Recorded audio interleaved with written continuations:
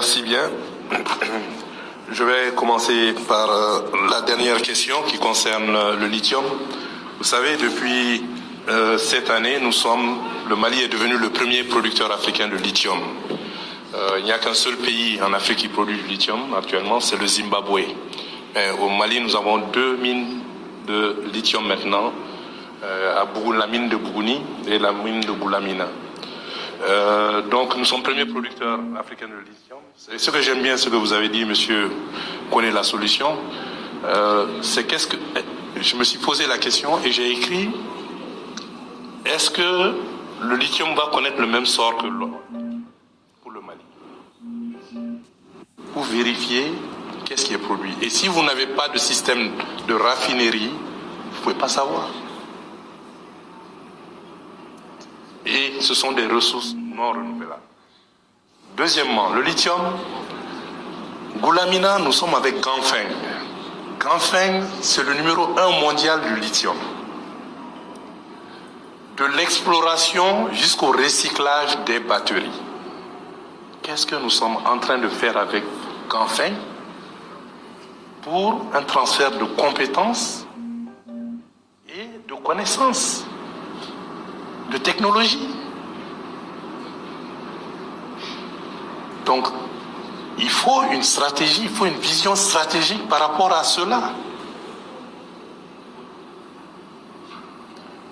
Et donc, ça concerne les ressources minérales, parce que ce sont, comme je l'ai dit encore, ce sont des ressources non renouvelables. Goulamina, normalement, ça doit faire 21 ans. La mine de Bougouni, 10 ans. 21 ans dans la vie d'un pays, ce n'est rien du tout, mais nous avons cette jeunesse qui est là, nous avons ce besoin qui est là de transformer un peu. Les batteries, aujourd'hui, sont utilisées dans tout. Le solaire, l'électronique. Excusez-moi. Et tout le reste. Et pour le moment, il y a de l'exploration avancée dans 5 pays africains seulement pour le lithium.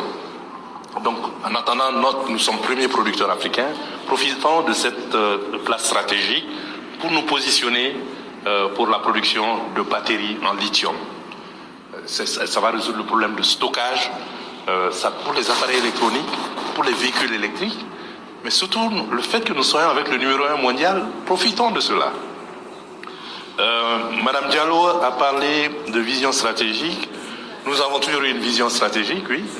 Le plan de développement économique et social, on a commencé avec ça à l'indépendance, 1961-1965, qu'on appelle le plan quinquennal. Et c'est dans ce plan quinquennal qu'on a consacré 1% des ressources à la recherche minière. Et qu'en 1961, nous avons signé la première convention avec l'Union des républiques socialistes soviétiques pour l'exploration minière. Toutes ces mines qui ont été découvertes, elles ont été faites par la SONAREM, Société nationale de recherche et d'exploitation minière, avec des techniciens maliens. Bien vrai qu'il y avait des assistants, mais ce sont des Maliens qui ont retrouvé tout cela. Donc, il y a cette vision stratégique, mais maintenant, la politique énergétique, le dernier document de politique énergétique que moi j'ai vu, il date de 2006. J'espère qu'il y en a un autre. En tout cas, on m'a dit qu'il y en a un autre qui est en cours d'élaboration. C'est en cours de révision, oui. Pardon? C'est en cours de révision. Voilà, c'est en cours de révision, mais le dernier que j'ai vu, il date de 2006. Donc, parce que c'est le mix énergétique, il faut que nous repositionnions, parce que c'est des changements de paradigme. Le monde est en train de changer. Le Mali est en train de changer, parce que vous avez vu, là, il y a plus de 16 ans, le pays agro-silvo-pastoral, mais la pluie, évidemment, il faut un rôle important, mais maintenant, quand on vous dit que 90% de nos recettes d'exploitation viennent uniquement de l'or, mais ça donne des frissons. Parce que pour moi, c'est le coton qui est la culture névralgique. Il y a 5 à 6 millions de Maliens qui dépendent du coton. Avec le coton, vous pouvez faire du textile, vous faites de l'aliment bétail, vous faites de l'huile, vous faites du savon. Il y a 5 à 6 millions de Maliens qui vivent du coton. Mais chaque année, la part du coton baisse en importance dans notre économie. Baisse en importance par rapport à l'or. Alors que l'or est exporté par les compagnies multinationales. Bien vrai qu'il y a des taxes, les redevances et les bénéfices qui sont payés au Mali, mais ce n'est pas suffisant. L'or crée moins de 20 000 emplois au Mali aujourd'hui. Les 15 000 industriels que nous avons. Mais 90% des recettes d'exploitation, 10% du budget, 30% des recettes fiscales. Donc nous sommes dépendants de l'or. Et ça donne une image tronquée de notre économie. Parce que chaque fois que les prix de l'or augmentent, nous avons l'impression que notre produit intérieur brut est en train d'augmenter. Alors que les retombées ne sont pas réelles sur nous. Donc c'est pour cela que ce nouveau code minier va changer un certain nombre de choses. Mais encore, j'ai aimé ce que quelqu'un a parlé, c'est M. Wollegem, des mesures d'accompagnement. Le contenu local, il faut des mesures d'accompagnement. Comment aider les PME, PMI maliennes, les insérer dans l'industrie minière.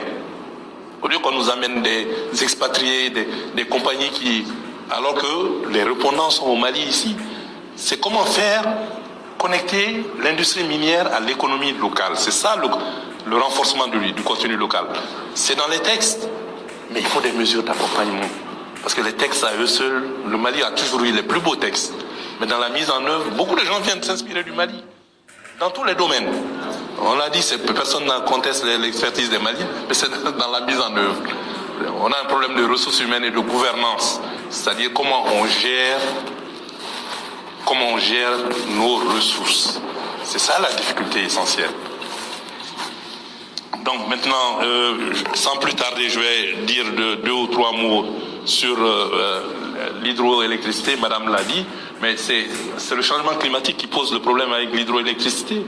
Le barrage de la Renaissance en Éthiopie a eu d'énormes problèmes comme ça, cela a été dit.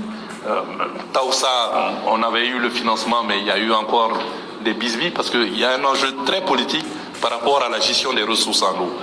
Mais le Mali, nous avons cette chance que nous avons deux des 10 plus grands fleuves d'Afrique. Le fleuve Sénégal et le fleuve Djoliba, le fleuve Niger. Mais vous avez raison, on devrait profiter, en tout cas avec le voisinage, voir comment on peut exploiter davantage. Parce que quand on fait des barrages, c'est pas seulement l'électricité, c'est la maîtrise de l'eau, mais c'est aussi l'agriculture irriguée. Et en Afrique, comme je vous l'ai dit, 90% de l'agriculture, ça dépend de la pluviométrie. Donc quand il ne pleut pas, on ne peut pas cultiver. Et les Africains aujourd'hui, nous n'avons pas encore atteint la première révolution agricole, c'est-à-dire nous nourrir nous-mêmes. Un tiers de tout ce que les Africains consomment comme denrées sont importés pour 70 milliards de dollars. Nous avons 65% des terres arabes non cultivées. Nous avons le soleil, nous avons l'eau, nous avons les bras valides, mais nous n'arrivons pas à nous nourrir nous-mêmes. Donc il faut qu'on commence par ça. La première des souverainetés, c'est, à mon avis, cela, se nourrir soi-même. Et à l'indépendance, on consommait surtout nos propres produits. Mais aujourd'hui, vous regardez la balance commerciale du Mali. Le Mali importe des denrées alimentaires pour près de 500 milliards chaque année, y compris des jus de fruits qui viennent d'Asie, y compris des jus de mangue, des jus d'orange. Le Mali est sixième producteur d'orange en Afrique. Nous sommes 4e producteur de riz. Malgré tout cela, nous ne transformons rien. Donc c'est cette révolution que nous devons entreprendre, réduire les coûts des facteurs de production. Le potentiel est là, mais il faut que nous l'exploitons. Et la diversification de l'économie aussi, la structure de l'économie, je vais vous la donner. L'importance du secteur primaire est en train de diminuer dans notre économie. Parce que il va falloir que nous passions de l'agriculture de subsistance à l'agro-industrie, c'est-à-dire la transformation. Parce que c'est ce qui va faire qu'on va générer des revenus et qu'on va créer des emplois chez nous. Donc 35% du produit intérieur brut, de la richesse nationale, vient du secteur primaire. 20% vient du secteur secondaire, mines et industrie, et 45% du secteur des services maintenant. Mais je soupçonne que le secteur des services, ce sont les télécoms qui sont en train de prendre une part très prépondérante dans notre économie. Que ce soit le mobile banking, que ce soit les télécommunications en tant que telles, sont en train de prendre une large part parce que ça occupe une proportion importante des services. Le transport aussi, évidemment, puisque nous sommes un pays enclavé. Donc, je pense que nous sommes à la croisée des chemins. Il faut que nous repensions tout cela et que nous fassions que nous puissions nous diriger vers une prospérité partagée. Comment avoir une économie productive et compétitive dont les richesses seront équitablement reparties au sein de la population. Si on vous dit encore que 70% de la population est rurale, mais l'urbanisation est galopante, donc il faut tenir compte de tout cela. Et à l'indépendance, Bamako, c'était 5 300 000 habitants. Mais Bamako, aujourd'hui, intramuros, je ne sais pas, c'est au moins 5 millions d'habitants. Donc il faut que les infrastructures suivent. L'eau potable, l'électricité, tout le reste, les routes, les centres de santé, les centres d'éducation. Donc, nous avons du travail, mais je crois que nous avons les moyens, nous avons les ressources pour quand même atteindre cette prospérité partagée. Et, il s'agit de s'y mettre.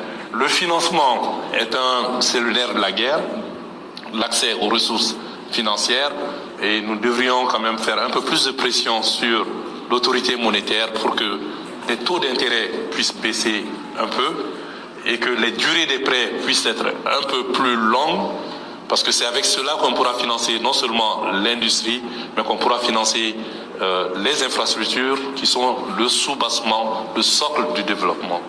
Parce que vous n'allez voir aucun pays au monde qui se soit développé sans infrastructures adéquates, hein, et sans ressources humaines compétentes.